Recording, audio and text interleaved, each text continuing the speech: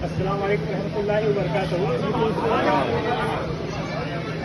मेरा नाम डॉक्टर शेख मुजीब है। मैं अलमारफा यूनिवर्सिटी में असिस्टेंट प्रोफेसर हूँ। जी, मैं अलमारफा यूनिवर्सिटी में असिस्टेंट प्रोफेसर हूँ। ये हमने मैनिकन वहाँ से हासिल किया है अलमारफा यूनिवर्सिटी से, ताकि ये डिमॉन्स्ट्रेट कर सके कि इमरजेंसी सिचुएशन में अगर आपके सामने कोई कार्डियक अरेस्ट में चले जाए तो हम क्या कर सकते हैं। तो ये जो इमरजेंसी प्रोसीजर है ये हर एक इंसान को आना चाहिए, सिर्फ मेडिकल पर्सन को नहीं बल्कि आम आदमी को भी आना चाहिए। जब तक कि कोई इमरजेंसी टीम, रेस्क्यू टीम आती नहीं तब तक कि ये आम आदमी ने करना चाहिए, चाहे मर्द हो या औरत हो या बच्चे हो। किसी को भी अगर ये उसके सामने हादसा पेश आए तो वो ये इसको परफॉर्म कर सकता है। इसके चंद बहुत ही आसान तरीके हैं। अगर उसको उस तरीके से किया जाएगा तो आपको पता होगा कि दुनिया में जो कार्डियक अरेस्ट की डेथ है वो काफी ज्यादा है, और अगर ये प्रोसीजर परफॉर्म किया गया तो हम उसके अंदर से चांसेस 60 to 70% इंक्रीज कर सकते हैं बचने के। वरना ये होता है कि कार्डियक अरेस्ट में पेशेंट जाता है और फिर जैसे ही रेस्क्यू टीम आती है या उसको हॉस्पिटल जाते हैं तब तक के 7% लोग सिर्फ बचते हैं, बाकी के 93% लोगों की डेथ हो जाती है। तो अगर ये प्रोसीजर करेंगे तो हम ये 50 से ज्यादा % लोगों को बचा सकते हैं। तो इसके लिए सबसे पहले ये प्रोसीजर का जो नाम है बेसिक लाइफ सपोर्ट के अंडर में आता है ये, इसको हम कहते हैं CPR, शॉर्ट फॉर्म है कार्डियो पल्मोनरी रिससिटेशन। कार्डियो मतलब हार्ट, पल्मोनरी मतलब रेस्पिरेशन, लंग्स वगैरह में जिसमें आप सांस ले रहे हैं।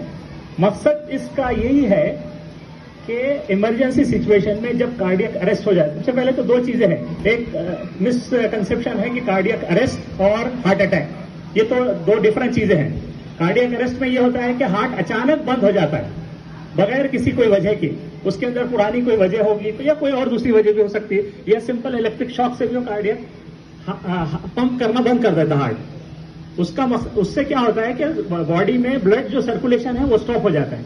अगर ब्लड कहीं पर भी नहीं जाएगा तो उससे ऑक्सीजन सप्लाई नहीं होगी। इस प्रोसीजर के तहत अगर हम हार्ट को मैन्युअली पंप करें तो ब्लड जाएगा और साथ साथ में हम अपनी सांस देंगे तो उससे ऑक्सीजन भी जाएगा। और आपको पता होना चाहिए कि सबसे अहम ऑर्गन जो बॉडी में है एक, तो वो है ब्रेन।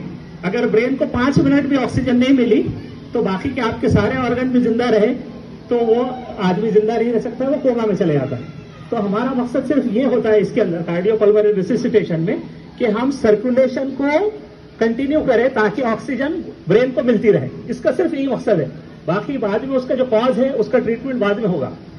तो सबसे पहले अगर आपके सामने आप कोई बाजार में है, कोई खेल के ग्राउंड में है, चाहे कोई घर में है, चाहे कोई लाइन में खड़े हैं एयरपोर्ट पर, अचानक आपको लाइन में आदमी गिरता हुआ नजर आएगा, बगैर कोई आवाज किए के, बगैर कोई हार्ट का पेन बताए हुए वो गिर जाएगा, उसको कहते हैं कार्डियक अरेस्ट। मतलब उसमें पेन वगैरह नहीं होता। हार्ट अटैक में आपको पहले पेन होगा, उसकी सारी सिम्टम होगी, उसके पुराना कॉज होगा, वो चीजें अलग है। लेकिन कार्डियक अरेस्ट में खाली हार्ट पंप करना बंद कर देता है और आदमी वहीं का वहीं गिर जाता है। तो सबसे पहले आपने आइडेंटिफाई करना है। सबसे पहला स्टेप जो है इसका कि आप ये तय कर ले कि आदमी कार्डियक अरेस्ट में है या नहीं है। उसके लिए आपने क्या करना है, उसका पल्स देखना है, नब्ज। अब नब्ज हम जो यूजुअली यहां देखते हैं हाथ में, वो हाथ में नब्ज नहीं देखना है, यहां पे हमने गर्दन में नब्ज देखना है, क्योंकि वो हार्ट से करीब है और बहुत इजीली मिल जाती है। कितनी देर तक देखना है? अगर आदमी गिर जाए सिर्फ और सिर्फ 10 सेकंड तक। आप 10 सेकंड में कंफर्म कीजिए कि उसकी नब्ज चल रही है कि नहीं चल रही है। मैं बताऊंगा कैसे करना है। और उसके साथ साथ उसका रेस्पिरेशन देखिए, उसका तनफ्फुस, उन्हें सांस ले रहा है कि नहीं ले रहा है। वो कैसे दिखेगा? या तो आपको पेट उसका ऊपर नीचे या छाती ऊपर नीचे होते हुए दिखेगी, वो नहीं दिख रही है, हो सकता है कम इसमें ले रहा होगा। तो उसके आप नाक के करीब जाइए और अपना कान लगा के देखिए कि उसकी हवा की आवाज आ रही है कि नहीं, या आपके गाल पे हवा लग रही है कि नहीं। तो ये दो चीजों से आपको पता चलेगा। एक तो आपको दिखेगा कि उसका पेट हिल रहा है नहीं हिल रहा है, उसकी हवा नाक से जा रही है नहीं जा रही है, तो ये कंफर्म करें कि हवा नहीं जा रही है। कभी कभी ऐसा होता है कि थोड़ी सी सांस बाकी रहती है तो आदमी एक अचानक अजीब सी सांस लेता है, तो इसको गैस्पिंग कहते हैं। इसको भी आप रेस्पिरेशन बंद होना ही कंसीडर कीजिए।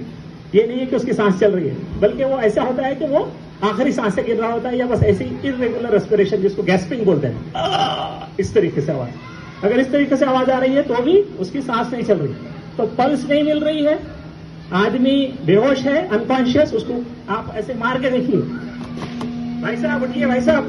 अगर वो रिस्पॉन्ड नहीं कर रहा है तो मतलब वो कॉन्शियस नहीं है, आपको जवाब नहीं दे रहा।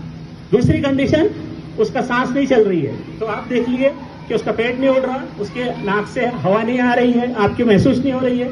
2 चीजें हो गई। फिर उसकी नब्ज देखिए, वो भी गर्दन की नब्ज, कैरोटिड आर्टरी उसे कहते हैं। तो वो गर्दन की नब्ज आप अपने 2 या 3 फिंगर से उसके रखिए, ये बीच के हिस्से में देखिए यहाँ पर, तो वो बहुत प्रोमिनेंट होती है, इससे भी प्रोमिनेंट उसकी रफ्तार होती है, तो इसलिए इजीली मिल जाती है। अगर वो 10 सेकंड तक आपको नजर नहीं आई, महसूस नहीं हुई, तो आपका काम है कि आप सीपीआर शुरू कर दीजिए। तो आपको समझ में आ गया कि पहले आदमी अनकॉन्शियस हो गया, उसकी सांस नहीं चल रही, उसकी नब्ज नहीं है, इसका मतलब है आपने उसका सीपीआर शुरू कर देना चाहिए। अब सीपीआर में करना क्या है, 2 चीजें हैं। एक तो छाती को अपने हाथ से दबाना है, फोर्सफुली दबाना है। कहां दबाना है मैं बताऊंगा प्रोसीजर करके। उसको दबाना है और इतनी जोर से और डीप दबाना है, मतलब रफ्तार भी उसकी तकरीबन आपकी होनी चाहिए 1 मिनट में 100 से 120 दफा। 1 मिनट में 100 से 120 दफा, मतलब आप ऐसे समझिए कि 1 सेकंड में 2 बार दबाना है, समझे? तो 2 बार उसको दबाना है डीपली और फोर्सफुली। उसके बाद ये कितनी दफा दबाना है, 30 दफा। गिनिए, आप काउंट कीजिए, जोर जोर से काउंट कीजिए, 1 2 3 4 ऐसे 30 तक कीजिए।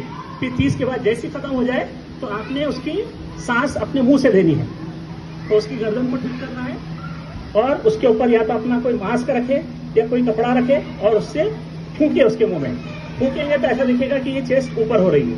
ये 2 मरतबा करना है, 30 बार दबाना है और 2 मरतबा सांस देना है।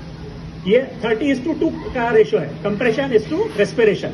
आप 30 टाइम्स दबाएंगे और 2 टाइम्स उसको रेस्पिरेशन देंगे और ये करते रहेंगे। साथ साथ आपने ये भी करना है